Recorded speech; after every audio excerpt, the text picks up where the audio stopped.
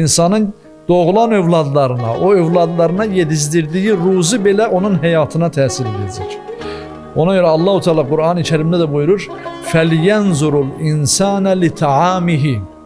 İnsan övladı öz təamına nəzər eləsin, diqqət eləsin.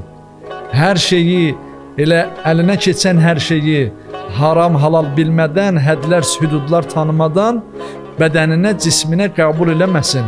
Çünki haqqın qüdrət əlini əgər müşahidə eləmək istəyirsə, bu ayənin təfsirində buyururlar ki, insan övladı haqqın qüdrət əlini, yəni Allah Taala'nın qüdrət əlini müşahidə eləmək istəyirsə, yəni bəsirətini açmaq istəyirsə, yəni mənəvi yüksəlişə qalxmaq istəyirsə, mütləq yediyinə nəzər eləsin, diqqət eləsin.